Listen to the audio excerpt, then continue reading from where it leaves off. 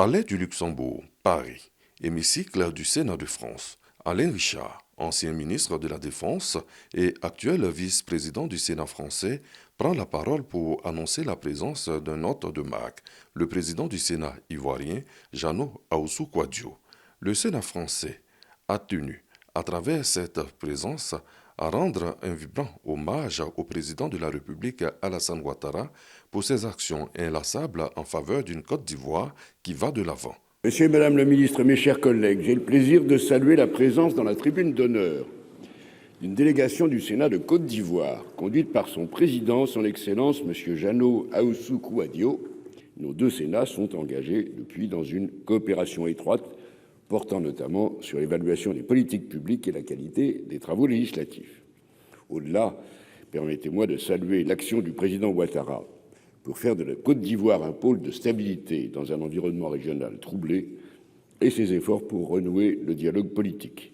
Cette voie n'est pas nécessairement la plus facile, mais elle est la plus prometteuse. Nos deux pays sont par ailleurs engagés dans un partenariat étroit qui porte ses fruits dans tous les domaines, et singulièrement en matière de sécurité et de défense pour mieux combattre le terrorisme.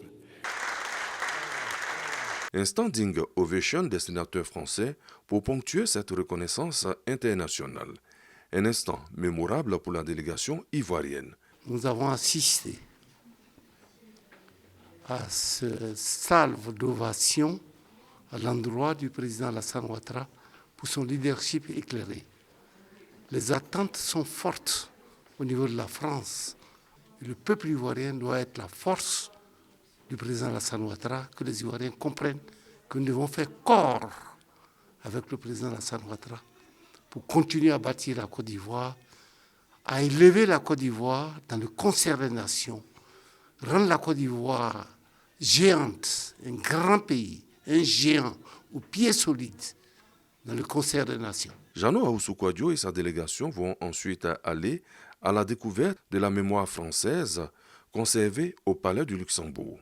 La copie originale de la Constitution de la Ve République, où Félix Houphouët-Boigny est signataire en sa qualité de ministre d'État français.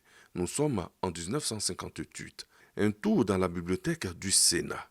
Une ancienne prison au sein du musée du Luxembourg, devenue bibliothèque. Le premier musée européen ouvert au public. 80 000 livres y sont conservés.